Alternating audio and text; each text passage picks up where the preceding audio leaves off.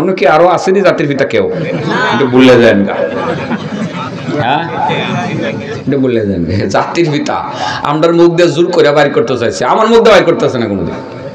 বহুত বড় বড় অনুষ্ঠানে ইসলামিক ফাউন্ডেশন লেগে গেছে, মন্ত্রী মিনিস্টারের সামনে আমারে কয় হুজুর আপনি একটু জাতির পিতা কইেন। আমি কইটা সারা অন্যটা কর, জিন্দিগি তো কইছি না, আমি বঙ্গবন্ধু কইছি, কিন্তু জাতির পিতা আমারে কয় তারছে না। ডিডি ইসলামিক ফাউন্ডেশনকে আমি বলে দিছি ভাই যান, যে অনুষ্ঠানে আমি গেলে জাতির পিতা কোন লাগবো সেই অনুষ্ঠানে আমার দাওয়াত দিন না।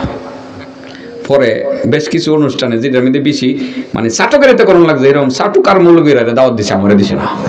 মৌলবীরার মধ্যে কিন্তু চাটুকার অভাব ছিল না, এত নিজেরই মানুষ দুর্বল আছে, কয়দিন তো ভাগ্য ফলাই আছে জাতীয় মসজিদের ক্ষতি, নাইলে হে ফলাকেরে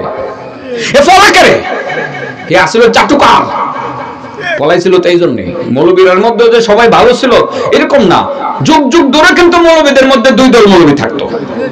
একদল মৌলবী 5 গোলাম, সমকালীন সরকারের 5 আসছে, এটা এই গত আওয়ামী লীগ সরকারের আমলে হচ্ছিল। আপনাদের এলাকায় ছিল কিনা আপনারাই বলেন, আমি বলবো কেন, আমার বলার দরকার নেই। সব জায়গাতে 2, 4, 5 জন চাটুকার ছিল, কিন্তু আমরা তো শান্তির বাণী শোনায় দিই যে থাক এরকম করছে বুঝছে না, টাইনা লইয়াই পড়ি, ঠিক আছে না। আমরা তো কাওয়া কাদেরও কাছে বেরাইতাম দেই, কাছে বেরাইতাম চাই আল্লাহ এর হেদায়েত দাও, কামরুল্লাহ এর হেদায়েত দাও, এবং বুবুজান হাসিনারেও হেদায়েত দাও। আর আপনাদের এলাকার মুরব্বী হুজুররাও আল্লাহ হেদায়েত দেখ, এটা আগেও কইছে এখনো কম। আমরা খারাপ কিছু চাই না, হেদায়েত চাই। কি চাই? তা না হয় এত চাটুকারিতা তখনও ছিল, যুগ যুগ ধরে ছিল। আল্লাহ মাফ করুন। কইতে গেছিলাম গা, জাতির পিতা কেডা? মিল্লাতা আবিকুম ইব্রাহিম হুয়া সাম্মাকুমুল মুসলিমিন। তোমরা তোমাদের জাতির পিতা ইব্রাহিম আলাইহিস সালাতু ওয়াস সালামের মিল্লতে আছো, তিনি তোমাদেরকে মুসলমান বলে নামকরণ করেছেন। জাতির পিতার নাম কি? ইব্রাহিম। মন থাকবো? ও ছড়ে গেছে গো, মিলান লাগবো। কয় প্রকার মানুষের জিম্মাদার আল্লাহ? 1 নম্বর যে ঘরে গিয়ে কি দেয়? ইব্রাহিম নবী কয় কারণে বন্ধু? 3 কারণে। 1 নম্বর কি দিতেন? সালাম দিতেন। 2 নম্বর কি করতেন? মেহমানদারি করতেন। এটাতে আইছিলাম, এ জায়গায় থামছিলাম। ইব্রাহিম নবী 3 কারণে বন্ধু, এর মধ্যে 3 নাম্বার কামটা করতেন। এটা বাবা কঠিন হই, তবে এটার সহজ একটা পথ আছে। এদিন আসছিলাম না, এই যে ছোট ভাই মনিরের মাদ্রাসায়, সেদিন এই কথাটা বলে থেকে গেছিলাম। 3 নাম্বার কাজটা কঠিন হই, এটাও আমি সহজ করে দিয়ে যাই। এটা হলো ও সলাতিহি বিল্লাইলি ওয়ান নাসু নিয়াম। ইব্রাহিম নবী রাতের বেলা মানুষ যখন ঘুমাইতো ওই সময় উনি তাহাজ্জুদে নামাজ পড়তেন। এটা কঠিন, এটা কঠিন। রাত 1:30 বাজে বাড়িতে গিয়ে ঘুমাইলে তাহাজ্জুদে উঠা যায় না। আপনারা পারেন না, আমরা পারি না। আচ্ছা কথাই তো, আল্লাহ মাফ করুক, অনেক কিছুই পারি না। ওয়াজ করিটি হয়ে আমল করতে পারি না। মনে হয় আল্লাহ নি ধরে দোয়া করেন যাতে নিজেরা এগুলো কিছু করতে পারি আর কি। পারি না, অনেক সময় স্বাস্থ্য কোলায় না। এখান থেকে রওনা দিয়ে কটা বাজে বাসায় যাম, কোমর বিষ করে, ফিট বিষ করে। এখন এদিক দিয়ে গায়দা ধরতেছে, কথা কইতে কইতে বুঝেনি তো, শক্তি প্রয়োগ করতে হয়। তো তাহাজ্জুদটা এটা ইব্রাহিম নবী নিয়মিত আদায় করতেন, আমাদের জাতির পিতা। এই জন্য আল্লাহ তার বন্ধু বানিয়েছিলেন। তো আপনিও সেটা করবেন। কোনো কারণে যদি করতে না পারেন, তাহলে আপনি তাহাজ্জুদের একটা নেকি কামাই করার একটা ব্যবস্থা আপনার আছে সহজে। দিনের বেলাও তাহাজ্জুদ কামাই থাকবেন। সুবহানাল্লাহ। ওই দিন বলছিলাম সূরা বাকারার শেষ 2টা আয়াত, ঠিক আছে না?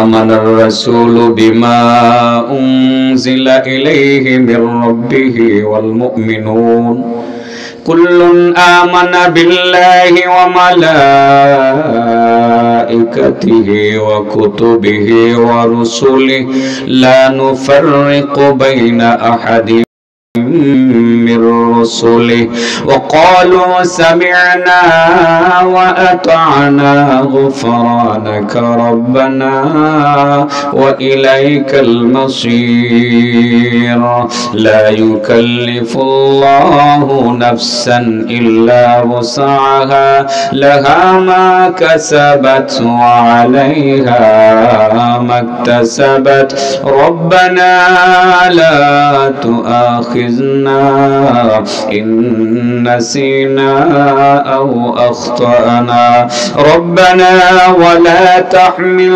علينا إصرا كما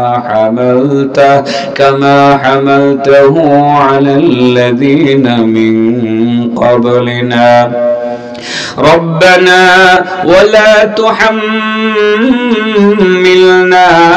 ما لا طاقة لنا به واعف عنا واغفر لنا وارحمنا أنت مولانا فانصرنا على القوم الكافرين আল্লাহ রাসূল বলেন আমার কোন উম্মত তাহাজ্জুদের ইচ্ছা করে যদি পড়তে না পারে, ইচ্ছা করছিল পড়ার, কোন কারণে যদি পড়তে না পারে, সে যদি সূরা বাকারার শেষ দুটো আয়াত তেলাওয়াত করে নিতে পারে, মুহূর্তের মধ্যে তাহাজ্জুদের নেকি তার আমলনামায় জমা করে দেওয়া হবে। যতবার পড়বেন ততবার তাহাজ্জুদের নেকি পাবেন। একটা সুযোগ কিন্তু আছে, বিকল্প ব্যবস্থা আছে। কোনো কারণে উঠতে পারলেন না, আপনি দুইটা আয়াত পড়বেন, তাহাজ্জুদের নেকি পাইবেন। ইব্রাহিম নবী 3 কারণে আল্লাহর খলিল। 1 নম্বর সালাম, 2 নম্বর মেহমানদারি, 3 নম্বর তাহাজ্জুদ। এই সালামেরটা বুঝাইতে গিয়া এই 3 ওটা টাইনা নিয়ে আসলাম। এবার জাগাত আসি, এবার ফিনিশিং দেব। আল্লাহ রাসূল বলেন সালাসাতুন কুল্লুহুম দামিনুন আলাল্লাহ। 3 প্রকার মানুষের জিম্মাদার আল্লাহ নিজে। ওই 3 প্রকার মানুষ বেঁচে থাকলে আল্লাহ রিজিক দিবেন, তার সমস্যার সমাধান করে দিবেন।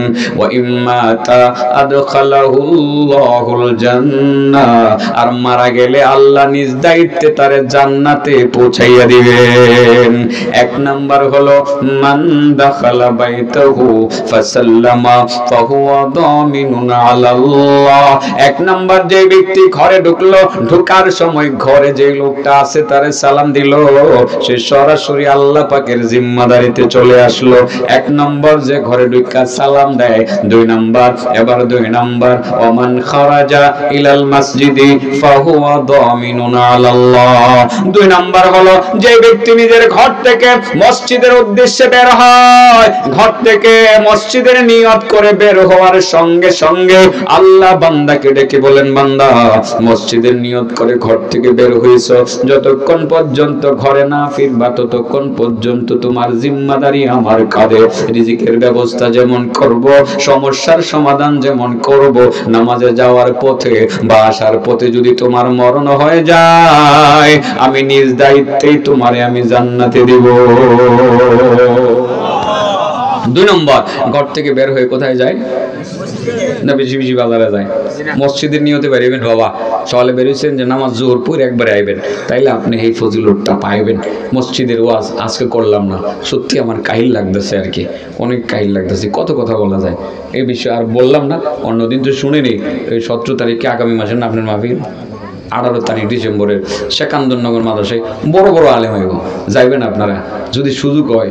আমার মনে হয় 11:30 আগে দিতে হই না এই কাময়, আমার এই যে দাওয়াতই দিব পরে,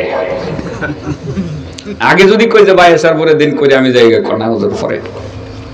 দোষটাকে আমার নাম না করে এলাকার মানুষের, হ্যাঁ এটা মনটা কে দেখা বুঝে, এটা আমার লোক। তাহলে 2 নম্বর যে ঘর থেকে বের হয়ে কোথায় যায়? নামাজ ঘরে হইব না মসজিদে হইব? মসজিদে হইব। আর যে বেশি বেশি মসজিদে যায়, আল্লাহর নবী কি কইছে আমরা সারা জীবন মনে রাখবি, আল মাশাউনা ইলাল মাসাজিদি ফিজুলাম উলাইকাল খাওয়াদুনা ফি রাহমাতিল্লাহ। আল মাশাউনা ইলাল মাসাজিদি ফিজুলাম উলাইকাল খাওয়াদুনা ফি রাহমাতিল্লাহ। যারা অন্ধকার উপেক্ষা করেও মসজিদে যায়, তার মানে মাগরিবের নামাজ মসজিদে পড়ে, এশার নামাজ পড়ে, ফজরের নামাজও পড়ে, অন্ধকার যাকে আটকে রাখতে পারে না, দিনের বেলা তো পড়ে, রাতের অন্ধকারও তাকে আটকে রাখতে পারে না। অন্ধকার উপেক্ষা করে যে ব্যক্তি বেশি বেশি মসজিদে গমন করে, তারা মূলত 24 ঘন্টায় আল্লাহর রহমতের সাগরে ডুব দিয়ে থাকে। রহমতের সাগরে ডুব দেওয়ার ইচ্ছা থাকলে অন্ধকার হলেও মসজিদে যাওয়া লাগবে, নামাজটা মসজিদে হবে। মহিলারা কইব খাইছে, যা কইছে সব পুরুষের।